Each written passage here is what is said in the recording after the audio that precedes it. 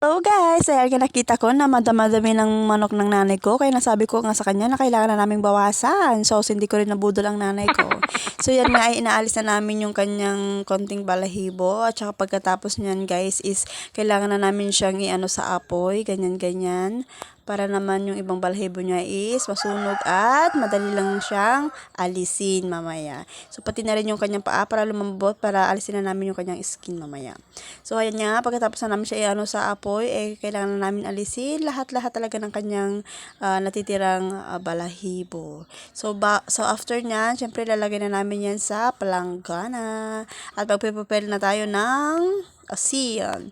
So, yan, irarab lang namin yung asin, guys. Yung asin kasi, guys, is para malinisan yung manok. Yan yung ginagawa namin, guys. Irarab namin lahat ng kasulok-sulukan ng kanyang katawan is kailangan na namin siyang malagyan. Yan, para malinis siya, guys. So, yan, kailangan na namin siyang banlawan ng malinis na tubig. Yan yung ginagawa namin, guys. Ulit-ulitin nyo lang, guys, hanggang sa okay na siya, malinis na siya, at malinis na din yung kanyang tubig. O, diba? Yan, para malinis siya. O, diba? Guys, the sauce. Malinis na yan. So, yan na nga siya. So, kailangan na namin siyang tadtarian. So, yan, nagmamadali lang nanay ko kasi nga, gutom na daw siya. Kailangan namin na siyang maluto. So, ayan na. So, yan na lahat yung kanyang karne. So, madami-dami rin pala siya. So, ngayon, nag-prepare na nga ako ng sibuyas, bawang, at saka mahiwagang luya.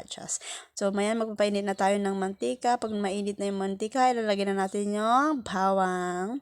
Yan, isagasan natin. At syempre, lagay na din natin ang sibuyas. Ayan, at saka, syempre, i-ano na rin natin yung luya. Yan. Ayan, syempre, ayan, igisa-gisa na natin hanggang to ay ma-toasted na. So, ayan, toasted na yan. Ilagay mo na yung, pag na-toasted na, syempre, ilagay na natin ang karne ng manok. So, ayan, halo-haloin natin siya hanggang sa medyo nag-brown na siya. At syempre, lagyan na natin ng konting tubig, halo-haloin pa ulit para manuot ang kanyang lasa. Ayan. So, ayan, ilalagay na natin sa kaserola na may tubig na dahil dyan na natin siya pakuluan. Ay, diba? Ang easy lang guys ang magtinola ng manok sa probinsya. So, ayan. Bago yan, niluluto ko na guys. Kaso nga, kailangan kong kumuha ng sili. Kaya naman napasugod ako sa aming bundok. Sa dyan, ang aming sili, diba? Makukuha mo lang siya sa tabi-tabi.